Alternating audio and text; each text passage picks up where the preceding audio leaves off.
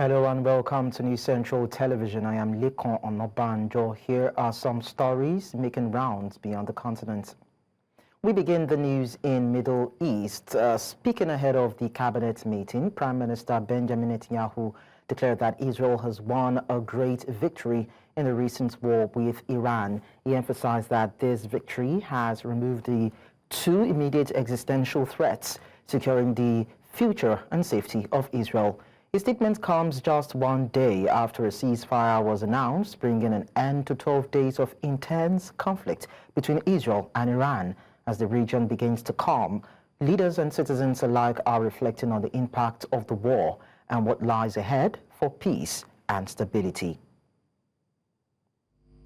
יש לנו ניצחון גדול במערכה נגד הצורר שבא לכלותנו, והסרנו בניצחון הזה שני איומים קיומיים מיידיים כדי להבטיח את נצח ישראל.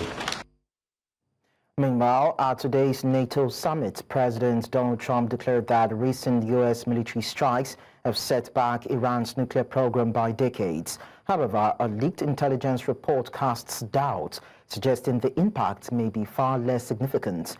U.S. Defence Secretary Pete Hegseth responded, calling the report preliminary and of low confidence. In a lighter moment, NATO's chief referred to Trump as daddy after the president used strong language criticizing both Israel and Iran. Meanwhile, the ceasefire between Israel and Iran continues to hold, but uncertainty looms over daily life in Iran. As the region watches and waits, the future of many Iranians remains unclear. Well, joining us on the news to discuss this is Dr. Masimba Mavaza, a legal representative, a political analyst, and of course, member of the Zambian ruling party, ZANU-PF. Hello, sir. Dr. Mavaza, can you hear me? Good evening. Yes, it's nice to have you around. We also have a public affairs analyst, Bolu Michael Biyi, and he joins me to also discuss this. Now, let me start with Professor Mavaza. For you, what are the international legal implications of the U.S. and Israeli military strikes on Iran's nuclear facilities, of course, under the international laws and, of course, the UN Charter? Thank you very much. Let me start by correcting that I am not a Zambian, I'm Zimbabwean, so it's Zimbabwean ruling party. Okay, noted. Zambian ruling party. Thank you for the correction. Thank you. The international legal implications of the U.S. and Israeli military strikes on Iran, that's Iran's nuclear facilities, are significant and far-reaching. The few we can talk of now is that there are violations of the international law. The strikes likely they violate Article 2, subsection 4 of the United Nations Charter, which prohibits the threat or use of force against the territorial integrity of political independence of any state, regardless what we think about that state.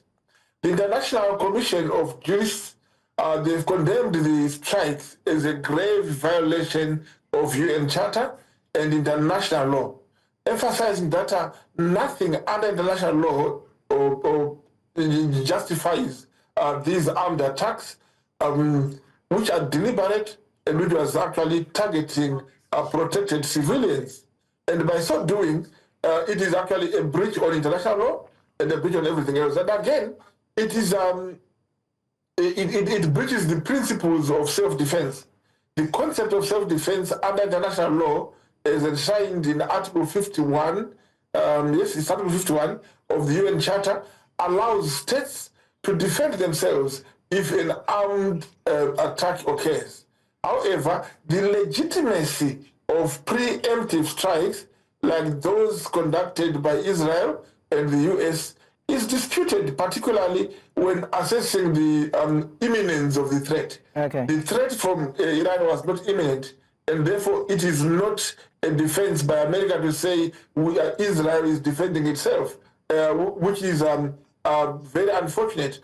Just to sum up the whole question is, I would state that you need to notice one point, that if a country thinks that is becoming stronger than other countries, then it becomes a bully.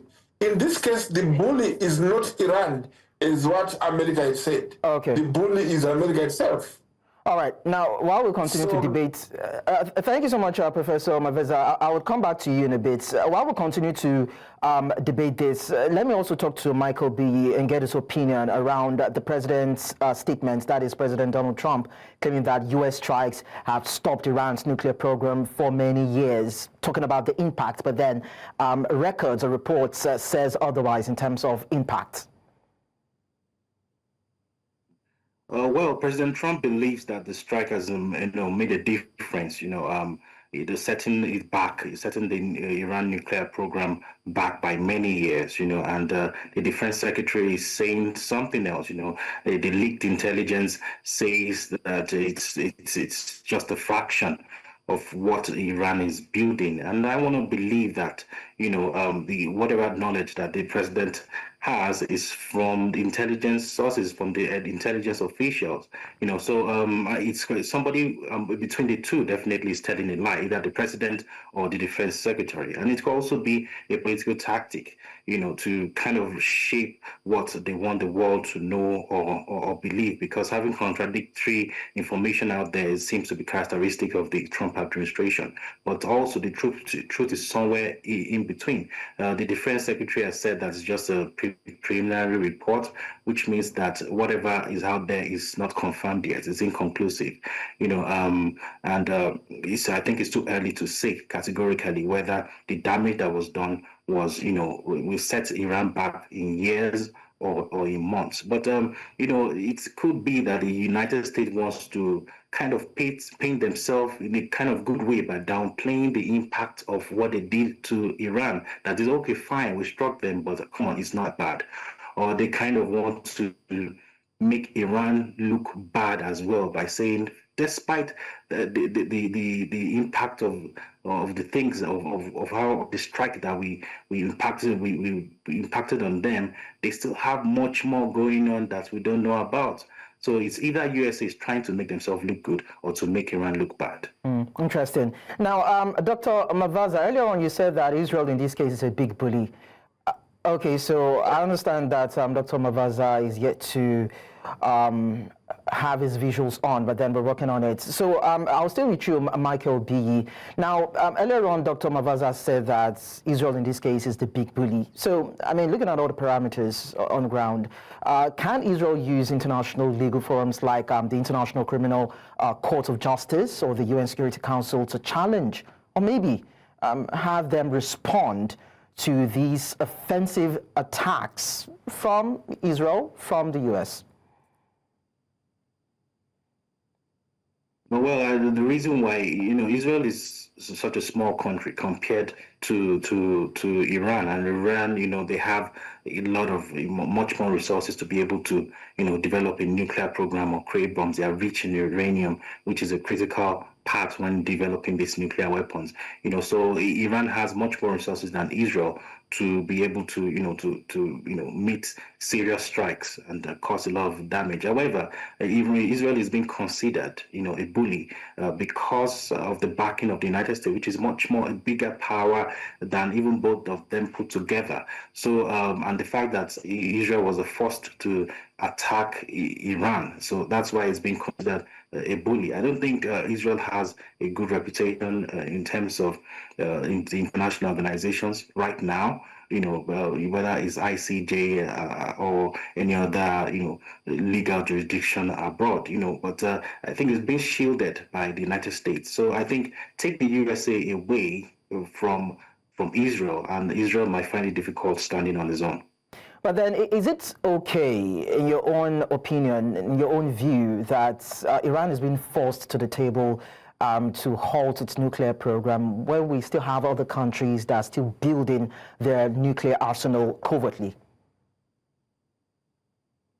Okay, the thing about international law frameworks is that you must have certain things in place, whether in your political or government structures or policies or the human rights record, for you to be able to do certain things. For example, if a country is going to join NATO or the EU. They must have certain record. They must have certain things in place. They must have, for example, they must have good human rights record and the rest. So it's the same thing when it applies to acquisition of these nuclear weapons. For example, the International Atomic Energy Agency, which is the UN body that oversees this program, they don't feel confident. It's just a trust issue with Iran, being that they don't just trust the government that they will be able to responsibly use a nuclear weapon or develop a responsible nuclear program. Fine, there are other countries that have it, but they were able to meet certain criteria.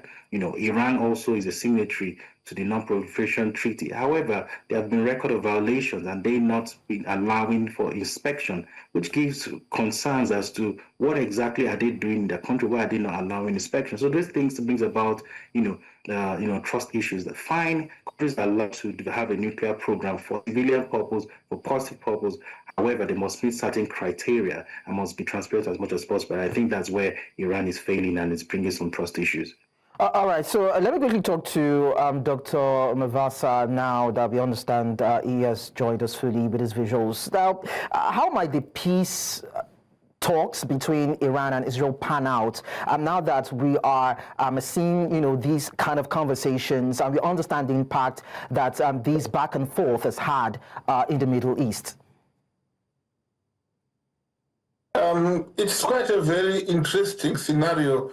Interesting in the manner that the whole world is waiting to see how is this going to work out. Firstly, you cannot force somebody to a table and believe that he's going to be listening and talking from his heart. There is a talk which is a convenient talk, and there's a talk which is a genuine one. In any developed world, you cannot in any way go to the table and make a discussion with America after you've been on the table with them, and while you were planning another meeting tomorrow, they bomb you overnight. And then they call you and say, come, let's talk again. This time we won't bomb you. That's not the way it would be. I think, in short, Iran can potentially use international legal forums to challenge or respond to the strikes, but it cannot be forced on the table. Even if it's there, we all know that this discussions which are going on, or whatever they want to call them, they cannot bear any fruit. And again, bearing in mind that what America has done has been totally provocative, and has not only provoked Iran, it has provoked other countries who had supported Iran, it has provoked other countries who had sympathized with Iran, and therefore any talk which is there now is simply buying time. Actually, Iran is using this time to talk while they are regathering, refinding themselves, and getting stronger than they were before they were bombed.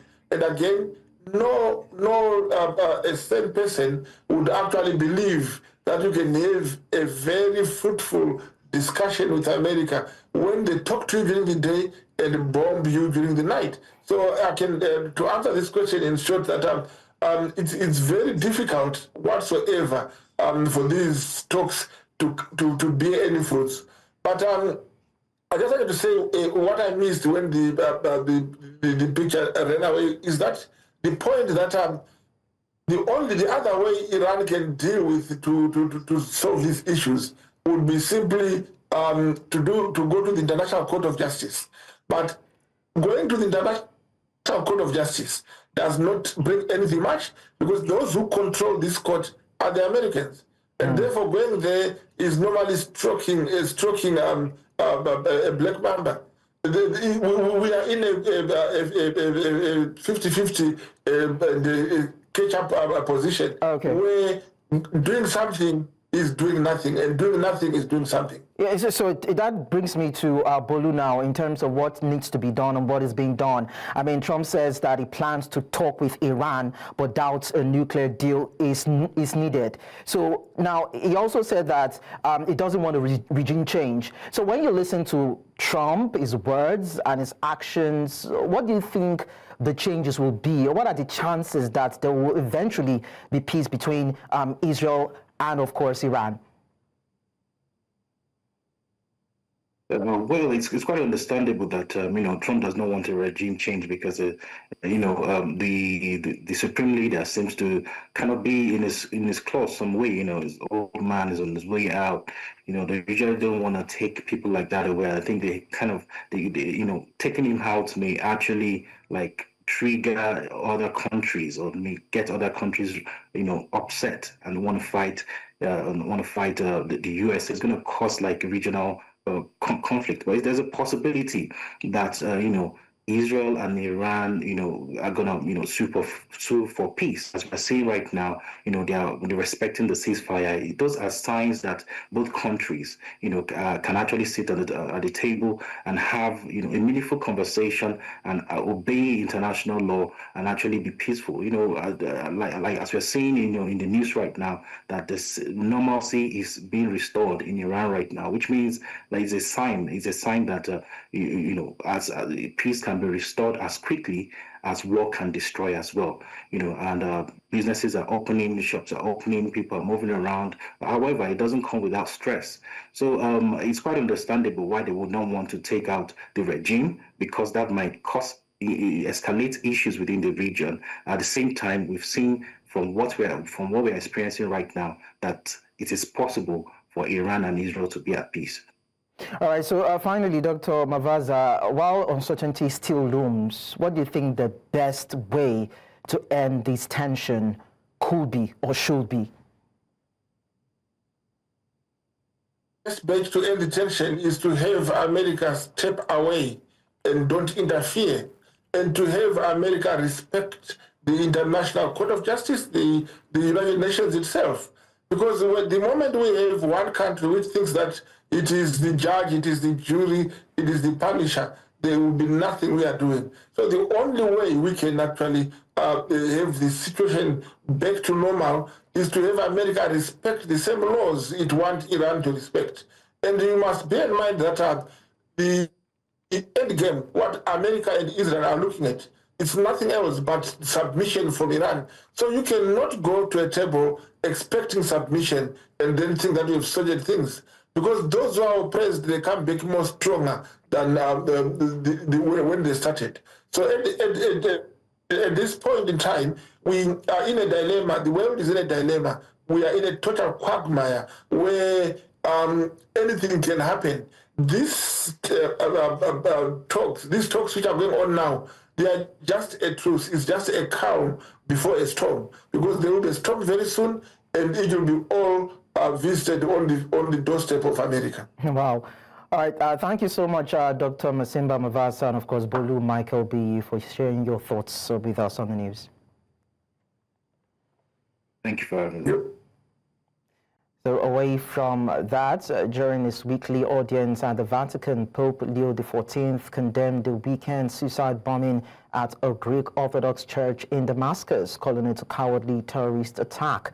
The blast killed at least 25 worshippers and wounded over 60, an assault blamed on Islamic State sleeper cells. He urged the global community to offer support to Syria through gestures of solidarity, emphasizing Syria's vulnerability, and called for renewed commitment to peace and reconciliation in the region. Domenica scorsa è stato compiuto un vile attentato terroristico contro la comunità greco-ortodossa nella chiesa di Mar Elias a Damasco. Affidiamo le vittime alla misericordia di Dio ed eleviamo le nostre preghiere per i feriti e i familiari. Ai cristiani del Medio Oriente dico: vi sono vicino, tutta la Chiesa vi è vicina. Questo tragico avvenimento richiama la profonda fragilità che ancora segna la Siria dopo anni di conflitti e di instabilità. È quindi fondamentale che la comunità internazionale non distolga lo sguardo da questo Paese, ma continui a offrirgli sostegno attraverso gesti di solidarietà e con un rinnovato impegno per la pace e la riconciliazione. Let's now go on a break on Beyond the Continent. When we return, we'll bring you the rest of the stories. Don't go away.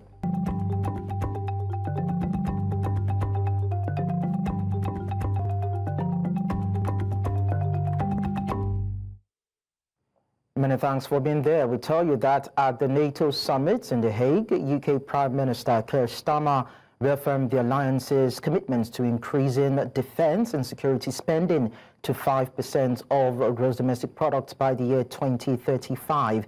He said this boost will make NATO stronger, fairer and more lethal than ever, enhancing collective security and resilience against global threats. Starmer also announced the UK's plan to purchase 12 US-made F-35 fighter jets capable of carrying nuclear weapons, marking the biggest strengthening of Britain's nuclear posture in a generation. He emphasized ongoing support for Ukraine, including supplying hundreds of more defense missiles funded by seized Russian assets. Starmer highlighted the importance of using the recent Middle East ceasefire to push Iran back to negotiations on its nuclear ambitions. The region. It's been UK policy for decades that Iran can never be allowed to have a nuclear weapon. Over the weekend, the US removed to alleviate that threat. Now, we need to make sure that the ceasefire holds and seize this opportunity to stabilize the region and get Iran back round the negotiating table with the United States. Ultimately, this is how we will ensure a complete, verifiable and irreversible end to Iran's nuclear program. With the UK at the forefront, NATO allies have agreed a new defence investment pledge, raising defence and security spending to 5% of GDP by 2035, making NATO stronger, fairer and more lethal than ever. This includes military spending, as well as vital investments in our security and resilience. We tell you that Federal Reserve Chair Jerome Powell resumed his two-day testimony before Congress on Wednesday, appearing before the Senate Banking Committee after addressing the House panel the previous day. Powell emphasized that despite recent moderate inflation, the Fed expects rising import tariffs to push inflation higher starting this summer. He stated the central bank will wait to see if price increases actually occur and if they become persistent before considering any interest rate cuts. Powell highlighted uncertainty around the impact of tariffs and said the Fed is in no rush to cut rates, especially given a strong labor market. While some Fed officials foresee rate cuts later this year, Powell declined to specify timing, signaling a cautious approach amid ongoing economic uncertainties.